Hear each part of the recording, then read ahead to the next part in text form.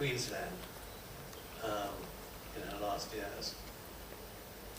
Okay, any more questions out there? Yeah, very back there.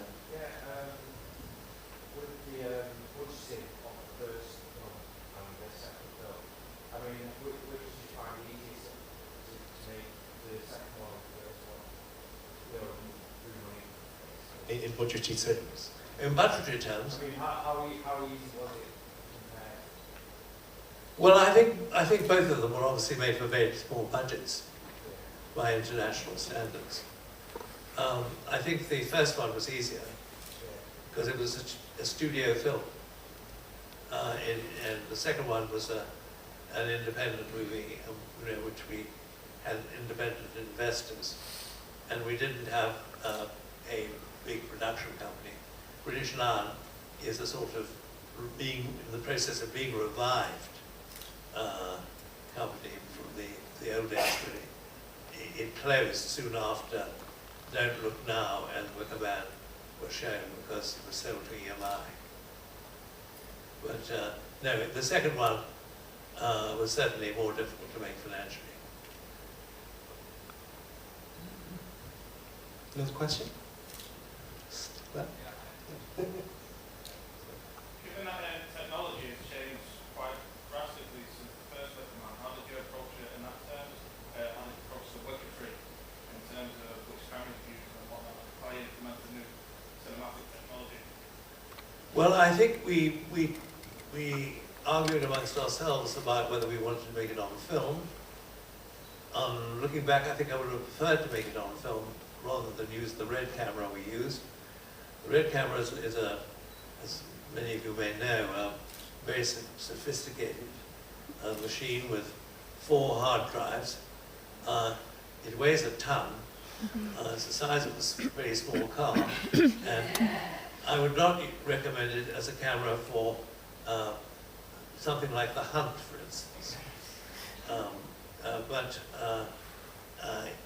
it has a huge advantage of allowing you to do enormously sophisticated things in the editing process. And we did some very sophisticated things in the editing process. But my next film will be on film, and it will need a lot more flexibility in the actual shooting, and I'd rather use that than the digital camera. Having said that, I mean, the results on the screen are pretty good, and there are many technical arguments for using the red camera. Okay, next question. I really enjoyed it. I just want to ask, what is the next film? It's called The Wrath of the Gods, and it's the 3rd film in the trilogy, and it's where the gods get their comeuppance. I think after these 2 films, they deserve it.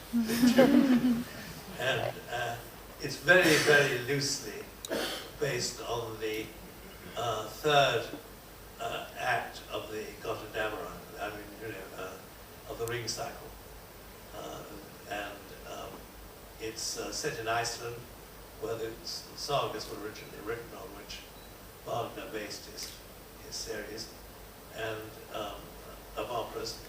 And we are going to play the same games with the music in that being played here.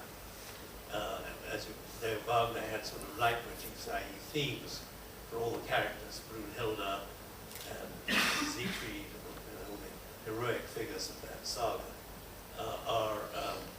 whom I've modernized into 21st century people, of course. They each have their own theme. Keith is writing songs, which we will be using in the film, which take the melodies of those and turn them into contemporary music. For instance, we have a scene in a nightclub in which 3 girls use the leitmotif of the Rhine Maidens and sing like the Andrew Sisters. In other words, we're playing those sort of games. It also is very, very frightening because we recreate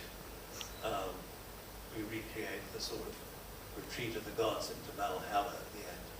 Only unfortunately, a large group of terrorists are caught up in that. So there's plenty of scope for angst and fear. When's that shooting then? I hope next spring. All contributions will be gratefully received.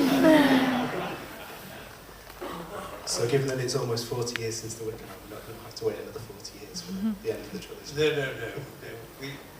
We didn't take that long to raise the money for this film, actually. I like to think that if this is as successful as we hope it will be, it shouldn't be too difficult to raise that money. Unfortunately, Iceland, where we will shoot quite a lot of the film, is in a very bad way financially, but then who isn't? I don't think we're going to worry about where money comes from these days. We'll never make any film, so we're just going to have to be inventive and entrepreneurial. Okay, next question. Hi. Yep. Sorry, back, sorry.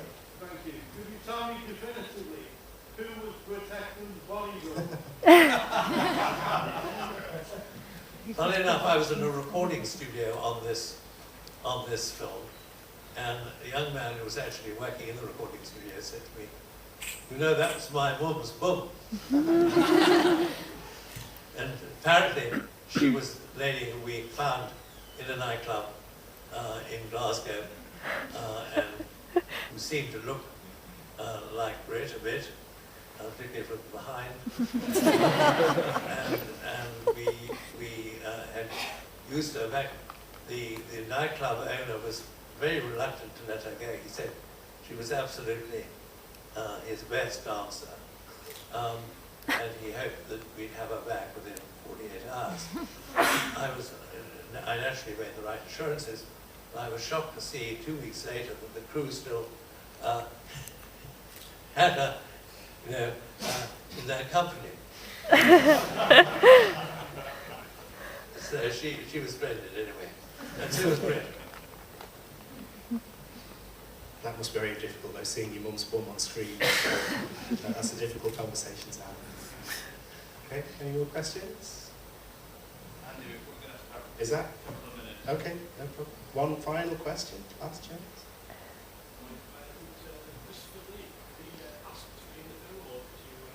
I'd always intended him to be in the film playing the part of Lachlan. But unfortunately, he was making a film in Mexico, and he had a very bad fall and has hurt his back very badly. And so he can only stand for a very limited amount of time. And so we agreed that he couldn't actually play that role. We sent him to sit on a horse. And so we agreed that he would do that cameo, which I wrote especially for the film. I'm glad to say that he's no worse, but he's not even. I mean, he was filming at Pinewood just a month ago on the Hobbit film. By the way, you may be interested to know that the actor who actually played Lachlan is the Hobbit, and is in New Zealand, I think, even now doing. Will there be a role for Christopher Lee in the third film then? I would like to think so.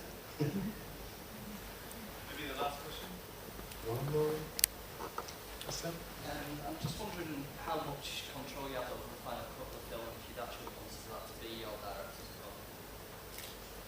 Would you consider that, did you have control over the final cut, would you Just consider that to be obviously your the director's cut of the original film? film. No, I would like, actually, I mean, I don't think a director lives who wouldn't like one more cut. But there are quite a lot of scenes that I shot for the film, which, I mean, you could argue, and I certainly have argued, would be good to put in. But I do take the argument also that in a film like this you need pace. You cannot afford to linger too long on any of your little diversions. If you do, the whole film slows down. And it's the sum of the parts, really, when it comes to that. So what we're going to do is we're going to cut them into a separate sequence, which will go into the DVD, as is often done with outtakes. And so there's a little